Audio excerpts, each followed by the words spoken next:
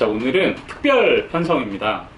법무법인 법승에서 그 과거 성범죄 피해자분들을 위한 프로그램을 진행하신다고 하는데요. 과거에 이제 발생한 성범죄 피해자에 관련해서 피해를 입게 되시면 외상 후 스트레스 장애가 거의 무조건 발생한다라고 생각을 합니다. 상당 기간 동안 치료를 받거나 또는 치유를 받는 프로그램을 통해서 뭔가 회복을 할 수 있는 것들이 네. 필요한데 그런 부분에 대한 것들이 전혀 우리나라에서 고려되지도 않고 또 손해배상의 어떤 금액으로도 산정이 되지 않고 있는 그런 풍토가 조성이 되어 있는 것 같아요. 그래서 그러니까 외상 후 스트레스 장애로 해서 발생되는 치료비, 치유를 위한 어떤 비용들을 손해배상이 청구 소송으로 진행을 해서 받아들일 수 있도록 해보려고 하고 이 내용 관련해서 이제 앞으로 저희가 진행을 하는 최초의 3명 또 피해자 3분을 선정을 해서 진행을 하게 되고 이제 그분들의 그 진행됐던 내용들을 사회에 이제 공개를 좀 하는 방향으로 해서 또 그분들이 비용을 부담하지 않는 형태로 처리할 수 있도록 해서 그 선례가 만들어지고 그것을 이용해서 다른 변호사들이나 또는 그런 피해가 있는 피해에 대한 어떤 법원에 호소하고 싶은 분들이 따라갈 수 있는 그런 트랙을 좀 만들어 보려고 당연히 합니다. 정보는 당연히 보고가 될 것이고 네, 당연히 그건 보호해 임명 처리를 다 해야 될 거고 이제 제가 공개를 하겠다는 얘기는 그 소송상에 어떠한 것들이 증거로 사용될 수 있게끔 저희가 사용을 했고 나오는 여러 가지 이제 가해자 측의 항변들을 어떻게 이제 봉쇄를 하고 하는 것들을 이제 저희가 좋은 선례를 그렇죠. 만들어 주시는 법률적인 선례를 만들어서 그 트랙을 따라갈 수 있게끔 만들어 드리고 싶은 거죠. 그러니까 이제 성범죄 피해자분들이 이제 가해자를 상대로 민사소송 제기하는데 도움을 이제 주신다는 거죠. 형사소송은 이미 이제 끝나는 것이니까. 그렇죠. 끝난 것을 대상으로 해서 일단 진행을 하려고 하는 거죠. 근데 이제 어쩌다가 이렇게 좋은 생각을 하시게 그렇죠? 본질적으로 돌아가서 인간의 어떤 자기 결정에 대한 문제, 또 행복 추구의 문제에 대한 것으로 보고 보니까 저라는 개인의 어떤 인간이 그 정도의 어떤 정신적 충격을 받고 정상적으로 사회생활을 하거나 대인관계를 구성할 수 있을까라는 생각을 진짜 좀 많이 해보게 됐거든요. 여러 영상 중에서 해외 사례 중에서 이제 성범죄 사건을 당한 이후로 완전히 인생에 대한 포기를 하다가 그걸로 벗어나기 위해서 뇌수술까지 받는 뭐 이런 영상을 보고 나니까 그 원인을 외상 스트레스 장애라고 설명을 하더라고요. 그러니까 이 문제에 대해서 좀 사회적으로 적극적인 환기가 필요하겠다 이런 생각이 좀 들었어요. 일종의 좋은 선례를 남겨서 다른 분들도 충분히 스스로 소송하실 수 있게 해주신다는 뜻인 것 같은데 그렇죠. 그러면 그 소송을 어쨌든 진행하는데 비용이 만만치 않게 들잖아요. 정확히 어떤 비용을 어떻게 지원해 주신다는 건지. 통상적으로 저희 변호사 사무실, 법률사무소에서 이제 소송을 맡아서 진행을 하게 되면은 착수금이라는 돈이 들어가고 신체 감정이라는 것도 감정을 해야 돼요. 그럼 감정을 하면 돈이 들어가는데 그런 감정에 따른 소송 비용, 또 모든 소송, 민사소송 같은 경우는 인지대와 송달료라는 기본적인 비용이 되면 그 비용, 또 그리고 나중에 이제 판결을 해서 우리가 이기면은 상대방이 돈을 순수하게 주면 되는데 순수하게 주지 않을 경우에는 강제 집행이라는 걸 해야 됩니다. 그러면 그때 또 비용이 들고 전문 의료인에 의한 외상 후 스트레스 장애에 대한 치료를 해야 될 필요가 있는데 그런 치료를 하는 프로그램에 1회 정도 지원할 수 있는 그런 비용을 저희가 이제 부담할 겁니다. 즉 초기에 소송을 함에 있어서 들어가기 때문에 이 소송을 망설이는 그런 분들을 위해서 소송의 결과가 나올 때까지 들어가는 비용에 대해서는 저희들이 전부 법률사무소에서 지원을 해서 이렇게 처리를 하겠다는 그런 내용입니다. 조금만 보완을 좀 할까요? 현재까지 법원에서 외상 후 스트레스 장애에 대한 어떤 피해 보상 또는 치료 과정에서 발생되는 어떤 노동 능력 상실률 이런 거에 대해서 사실 구체적으로 전혀 어떤 판단을 하진 않았어요. 근데 사실은 정신적 피해라는 것을 우리나라가 좀 어떻게 보면 가볍게 여기는 경향이 굉장히 강하거든요. 제가 생각하고 있는 부분은 뭐냐면 외상 후 스트레스 장애라는 것에 대해서 정신과 전문의들이 우리나라에도 굉장히 많아요. 그래서 그분들의 어떤 공통적인 의견들을 정리를 한 것으로 지표화를 만들고 싶은 거예요. 그래서 이 정도의 성범죄 사건이고 이분의 성향을 고려했을 때 이 정도의 외상후 장애가 발생했을 것이다 라는 것을 측정을 할 수 있는 방법을 찾고 이 사람이 어느 기간 동안 몇 번의 어떠한 프로그램을 통하거나 또는 수술을 통해서 다시 그래도 최대한 회복할 수 있는 또 그 기간 동안에 노동적으로 활동하거나 또는 그 생활상에서 제약을 받게 되는 장애가 생긴다고 볼 수 있는 거죠. 기능적 장애가 그런 부분들을 지표화시키는 작업을 같이 해야 돼서 피해에 대한 어떤 정량화 작업, 정량화 작업이 필요한 거죠. 외상 후 스트레스 장애 자체에 대해서 전문 의료인에 의해서 치료하는 프로그램을 1회를 지원하는 이유는 프로그램을 지원하는 데 필요한 비용이 회당 얼마 정도가 산출될 수 있다라는 것을 보여주기 위해서 사실은 최소한의 단위로 필요한 거예요.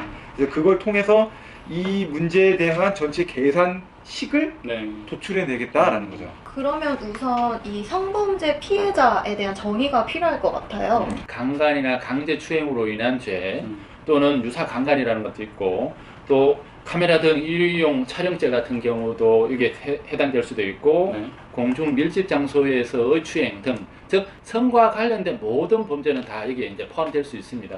일단은 근데 이제 저희가 모든 사람의 사건을 지원해 드리려는 계획은 아니에요. 네. 저희는 지금 선례를 만들어 드리려는 게 목적이기 때문에 사실은 저희가 신청을 받게 되더라도 그 중에서 그래도 호소력이 있는 사건을 해드려서 좋은 선례를 만들어 드리는 게 목적이 되는 거라서 그 중에 세 분을 선정하는 절차를 거치게 될 거고 그 사안에 대해서는 아마 그래도 비교적 중대한 사안에 해당되는 분을 저희가 선택할 수밖에 없을 거다. 그래야지 또 이제 경각심이 생기겠죠. 그렇죠. 네. 그런 점에 있어서 어떤 피해에 대한 호소력도 강해질 수 있어서 사회 일반의 설득력을 갖게 될 수 있을 거라고 필요성을 생각을 해요. 필요성이 그렇죠. 있거나. 네, 네. 그럼 이제 피해자는 어떤 형태로 손해배상을 받을 수 있을까요?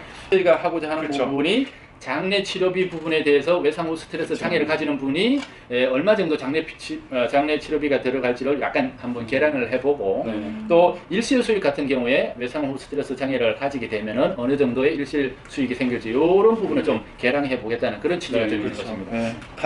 단순 위자료로서 계량이 안 됐던 막연하게 판사가 추측으로 이 정도는 피해가 있지 않겠냐 해서 돈 1,000만 원, 뭐 한 1,500만 원 이렇게 인정했던 부분을 구체적으로 이분은 여명 기간 동안 계속적으로 치료가 필요할 것 같고 여명 기간 동안 계속적으로 노동 능력 상실이 절반 이상 될 것 같다라는 판단을 받아서 적극 손해와 소극 손해로 계산 가능한 범주를 끌고 오는 소송을 하겠다는 얘기예요. 그럼 이제 가해자도 변호사가 있단 말이에요. 그럼 그렇죠. 이제 가해자 입장에서는 이거 다 죄 받을 거 다 받았는데 다 끝났는데 이게 뭔 소리냐 이렇게 당연히 이야기할 수 있잖아요. 일반인들도 이 사건을 보는 일반인도 그런 생각을 할 수 있을 것 같거든요. 어떤 문제가 발생해서 그걸로 인해서 형사처벌을 받으면 그 사건에 대해서 그 행위에 대해서 나는 모든 게 다 이제 끝났다. 책임이 끝났다라고 사실은 생각하기 쉽거든요. 그런데 형사라는 것은 어떤 행위에 대해서 처벌을 받느냐 마느냐의 문제인 거고 민사 문제는 그 행위로 인해서 실질적으로 발생한 손해에 대해서 이렇게 어떤 책임을 추궁하는 거기 때문에 방금 말씀하신 것처럼 형사로서 이미 다 형을 살고 나왔다고 하더라도 민사 문제는 그대로 남아 있는 거기 때문에 이런 소송은 별도로 다시 제기하는데 아무런 문제가 없는 것입니다. 그러면 혹시 형사소송을 진행하면서 합의금을 받을 수 있잖아요. 그래서 이미 어떻게 보면 돈을 받았다고 볼 수 있는데 또 손해배상 청구를 하는 것도 가능한가요? 예. 그거는 이제 두 가지가 좀 달라져요.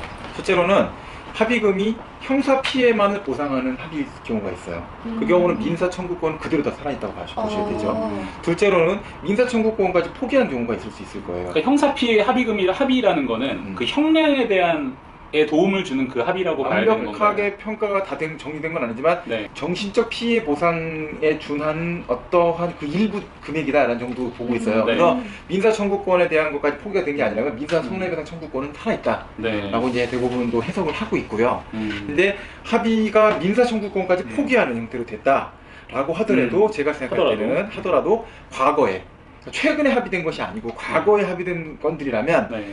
과거에는 성범죄 피해에 대해서 피해자도 빨리 사건을 종결시키는 데만 목적을 두고 있었기 때문에 그 자신의 피해가 뭔지 어떻게 수습을 해야 될지 맞아요. 또는 그 문제에 대해서 어떤 식으로 앞으로 나한테 문제가 도래하게 될지를 정확하게 모를 수도 있고 맞아요. 미성년자일 수도 있고 여러 가지 문제들이 있었단 말이에요. 합의의 전제가 다른 경우가 그렇죠. 정보도 되겠네요. 굉장히 제약을 받은 상태에서 이루어질 수도 있었고 너무 고통스러워서 빨리 끝내고 싶었어요. 그렇죠. 네. 이제 그렇게 됐기 때문에 합의금이라는 게 매우 불충분할 수 있다. 간단하게 부연해서 말씀드리면 이미 합의는 했더라도 합의를 한 그 이후에 합의를 할 당시에 전혀 생각하지 못했던 어떤 특별한 사유가 있게 되면은 추가적인 합의는 가능할 수 있다는 겁니다. 보통 이제 사건마다 이제 대략 이제 평균적인 합의금은 보통 이제 얼마죠? 그러니까 예를 들어서 이걸 알아야 내가 좀 뭔가 부당하게 대우를 받았다.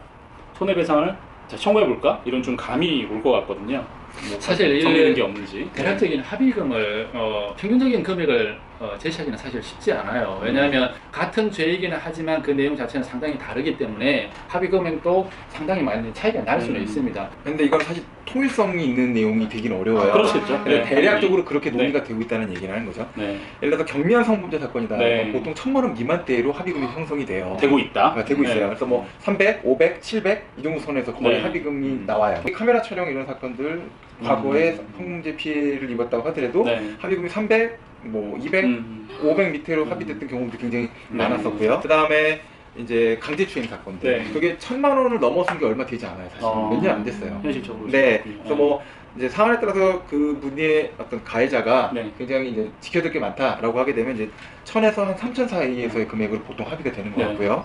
그다음에 강간 사건의 경우에는 합의점이 3,000 이상으로 시작된다라고 할 수는 있는데 네. 실제 합의가 되는 사람을 보면 경제적인 수준에 따라서 그러니까 가해자의 경제력에 따라서 몇백만 원에 합의되는 경우들도 봤어요. 이제 그 외에는 금액이 실제 강간 사건 같은 경우에는 경제적인 여유가 있는 분들은 5천, 6천, 7천 이렇게 금액이 더 올라갈 수도 있죠.